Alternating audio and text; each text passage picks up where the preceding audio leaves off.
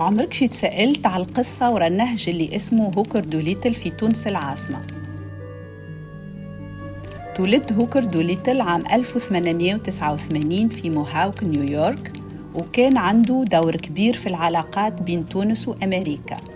خدم قنصل عام في تونس من 1941 حتى 1943، وصداقته تعامله مع الحبيب بورقيبة ساعدوا باش تتأسس الطريق لاستقلال تونس فيما بعد. دوليتل قرأ في جامعة كورنيل ودخل السلك الدبلوماسي عام 1917. خدم في برشا بلايص كيما تبليسي، مدراس، مرسيليا، بلباو، طنجة، تونس، القاهرة، الرباط ولاهور، ودامت مدة خدمته 33 سنة. في 1933 ولا سكرتير المفوضية الأمريكية في طنجة، وتعمق وقتها في شؤون شمال إفريقيا. وقتها بدأ يتعامل مع زعماء وطنيين كيما الحبيب بورقيبة. خدم في تونس من 1941 ل 1943، وبعث خطط للحكومة الأمريكية باش يعاونوا التوانسة اللي يحبوا على الاستقلال.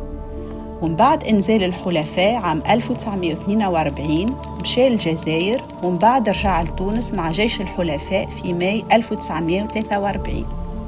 في نفس العام تقابل مع بورقيبة اللي كان يساند في الحلفاء وقتها، وطلب منه يعاونه باش يتفاهم مع الفرنسيس. دوليتل ساعده، كان عنده دور كبير في خروجه من السجن الفرنساوي. قلت مرة شوف لي القنصل نتاع أمريكا هذا جاء قالوا له رجع، قالوا بورقيبة يحب يقابلك، ما نكونش يقابلك. قالوا بورقيبة ينجم يقابلني، أيوة.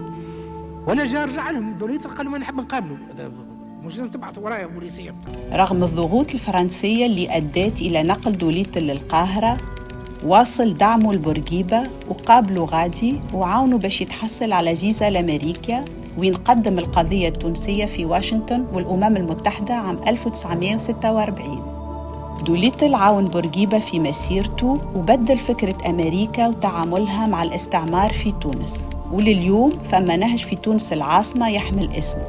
وفي زيارته الرسمية لأمريكا عام 1985 ورى بورقيبة تصويرته مع دوليتل للرئيس ريغان. هوكر دوليتل خلى بصمته في تاريخ تونس وأمريكا، وكان عنده دور مهم في طريق تونس نحو الاستقلال.